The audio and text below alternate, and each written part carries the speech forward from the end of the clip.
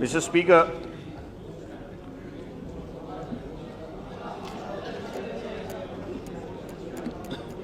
I would not like to go into the post-mortem as to the explosion. But I think so, we have to look at the situation which is going to develop after the explosions have taken place both in India and Pakistan. Mr. Chairman, what worries me is the situation that we faced in some parts of the country, basically the northeastern states. We have made China as a target.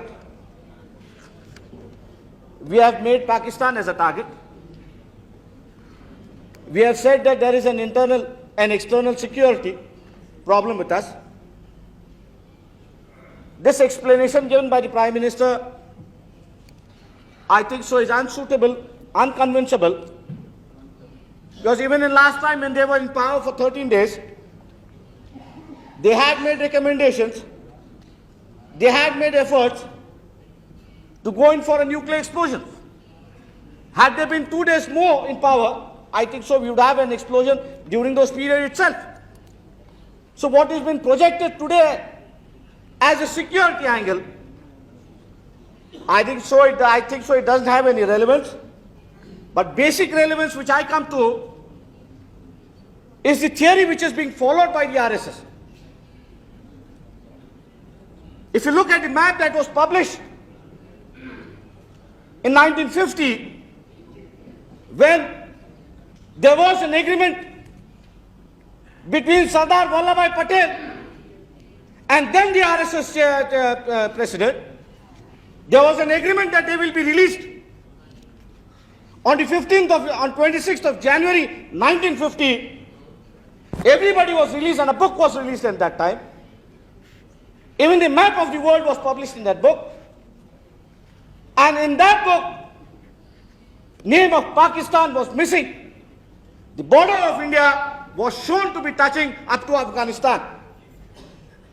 May I know from the Prime Minister, everybody has said that when he was in 1979 in China, he made efforts to normalize the relation. Yes, he made efforts, but at the same time, Mr. Atal Bihari Vajpayee had to leave China because China had declared a war on some other country. May I know from the Honorable Prime Minister, when you are looking at China, when you are looking at Pakistan, why are you making China as a target? Is it a sort of a personal revenge that is being made? If that is so, then I have my own doubts as to what we are going to achieve. I know the whole international scenario is going to change now. As soon as India has exploded, Pakistan has exploded. There are other nations in the world who are going to do the same part. And a new situation which is going to arise by the NDP and even the CTBT will have no relevance as such. In that situation, how we look at the things. Secondly, I would like to know from the Prime Minister that Pakistan has already declared that it's an Islamic bomb.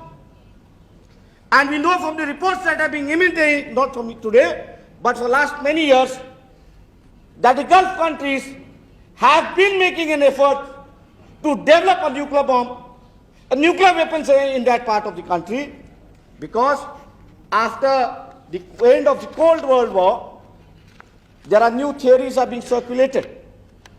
And those theories that have been circulated are that the next, if there is a world war, it might be either on the issue of water or it might be either on the issue of civilization. The opening spokesperson from the ruling side, Mr. Jagmohan, referred to civilization. And I don't know what he means by civilization in this country, because we have many civilizations in this country. And when he thinks of the civilization, and as we know what RSS has been thinking, Whether he's thinking of a Muslim civilization war with a Hindu civilization war, that is the clarification which I would like to know from the Prime Minister as to what he's going to do. The movements and the information that I have been getting right all along are very disturbing. May I know from the Prime Minister very categorically, are you planning for a war somewhere in June or July? If that is so, then let me point out to you that is today the situation in Northeast is such that even the petroleum products which has to be stocked for the 4 months, because during the rainy seasons you can't go into the northeastern states, they are lacking. None of the petroleum products have even reached to the northeastern states. And if you are thinking of an adventurous theory, then let me point out from the other side, where you have made China as the first enemy, they are going to swim into the waters that we have created, into the ponds that we have created. We have never culturally united the northeastern states with us. We have neglected. We have left out a tiger. We have left out a tiger which is there. Only thing is that time is going to tell whether it is going to have teeth or no teeth. Because along the borders, we are surrounded by unfriendly countries. It's my request to you that you have started one thing. As a nation, we will have to be with you. We can't speak in different voice. But let me advise you and let me request you that whatever internal differences that we have in the country, show a political statement and try to settle them on a political level where we speak in one voice. Thank you, Chairman.